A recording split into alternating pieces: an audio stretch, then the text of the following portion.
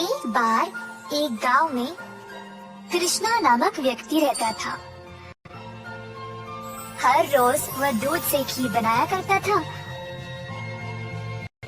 और अपने गांव के बाजार में बेचता था। यही थी उसकी रोजी रोटी कमाने का जरिया। अपने शुद्ध और मजेदार घी के लिए कृष्णा बहुत मशहूर था। घी ले लो, शुद्ध देसी गाय का घी ले लो, घी ले लो, घी ले लो।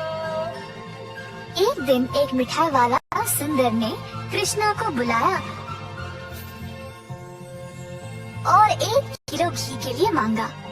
कृष्णा गया उसके पास। कृष्णा भाई, मुझे 1 किलो घी चाहिए।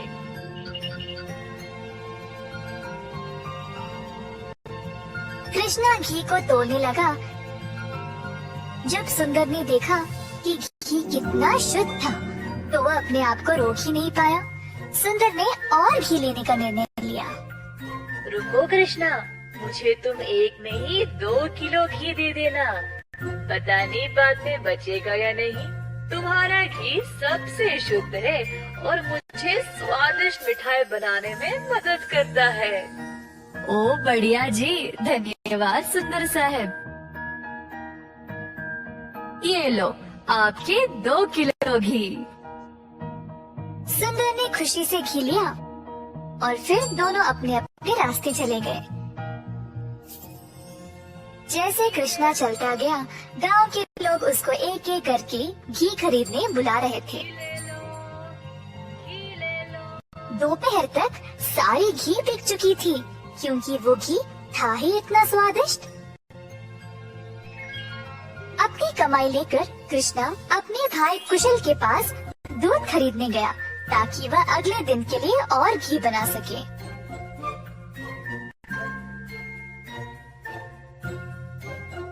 हर रोज कुशल देखता था कि उसका भाई बहुत घी बेचकर अच्छा पैसा कमा रहा था और उसका कारोबार दिन पे दिन और भी ज्यादा बढ़ने लगा। भाई, मुझे 5 लीटर दूध चाहिए घी बनाने के लिए। ओह, अभी तो मेरे पास नहीं है। 5 लीटर? क्यों ना तुम शाम को आ जाओ, मैं तुम्हारे लिए बाजू में रखूंगा। कृष्णा के निकलने के बाद कुशल की पत्नी उसके लिए पानी लेके आई। देखा कमला, कृष्णा की तो किस्मत ही बदल रही है। दोपहर में ही इसने सारी घी बेच डाली और दूध के लिए वापस आया था। आप तो सारा दूध इनको ही दे देते हो ना, क्यों ना इस बार आप दूध में थोड़ा सा पानी मिला के दो। इस तरह हम भी ज्यादा पैसा कमा सकते हैं। कुशल ने अपनी पत्नी की बात मान ली और शाम को जब वह गाय से दूध निकालने गया, तो उसने दूध में पानी डालकर कृष्णा के लिए बाजू में रखा। अब कुशल रोज यही करने लगा। धीरे धीरे वह पानी की मात्रा और भी बढ़ाने लगा। अब कृष्णा इस बात से अनजान समझ नहीं पाया कि उसकी घी की शुद्धता दिन पे दिन कम क्यों होती जा रही। इस वजह से उसके बहुत सारे ग्राहक भी कम होते गए।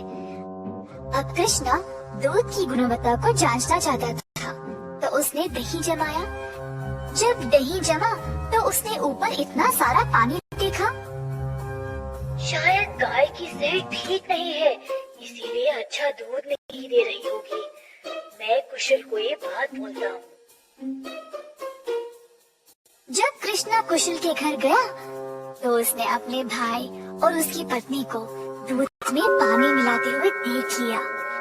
अब उसको समझ आ गया कि उसकी घी की शुद्धता इतनी कम क्यों हो गई थी। ना जानते हुए कि वह क्या करे और बिना कुछ कहे कृष्णा वहाँ से निराश होकर चला गया। अब कृष्णा ने अपनी कमाई से 2 गाय खरीदे और खुद दूध निकालना शुरू किया।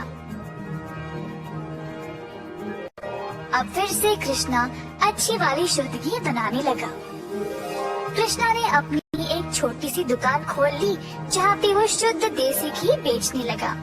उसी समय सुंदर उसके पास आया और बोला, हाय कृष्णा, पिछले कुछ दिनों से घी कुछ ठीक नहीं है। मेरे मिठाइयों के लिए अच्छे ग्राहक थे, केवल आपकी शुद्ध घी की वजह से। उम्मीद है अब आप अच्छा घी बना रहे हो। मैं चाहता हूँ कि मेरे ग्राहक वापस आ जाए। आप ये 2 गाय देख रहे हो, ये मैंने ही लाए हैं अब खुद दूध निकालने। अब से मैं ही दूध निकाल रहा हूँ, तो आज से घी भी सबसे बढ़िया मिलेगी। जैसे दिन बीतते गए, अब कृष्णा से और लोग घी खरीदने लगे। कुछ ही दिनों में कृष्णा ने और गाय खरीदे। उसने कुछ नौकरों को अपनी दुकान पर काम पे भी लगाया, हाथ बटाने के लिए। अंततः कृष्णा काफी अमीर बन गया और ईमानदारी से अपना कारोबार चला रहा था। इसी दौरान कुशल, जिसने अपने ही भाई की प्रतिष्ठा को बर्बाद करने की कोशिश की, गांव में अपने मिलावटी दूध के लिए पकड़ा गया। अब कुशल दूध भी नहीं बेच पाया और जल्द नुकसान में पड़ गया। उसे समझ नहीं आया कि अब वह क्या करे। कुशल को अपनी गलती का एहसास हुआ और अपने भाई से माफी मांगने गया। उसने कृष्णा से भीख मांगी माफी के लिए और नौकरी के लिए, ताकि वह अपने कर्जों को चुका सके। दयालु कृष्णा ने तुरंत अपने भाई को क्षमा कर दिया और गायों और कामगार की देखरेख के लिए काम दे दिया। इस कहानी से हम ये सीखते हैं कि दिल से माफी मांगने वाले को माफ कर देना चाहिए और हमेशा एक अच्छी प्रतिष्ठा रखनी चाहिए।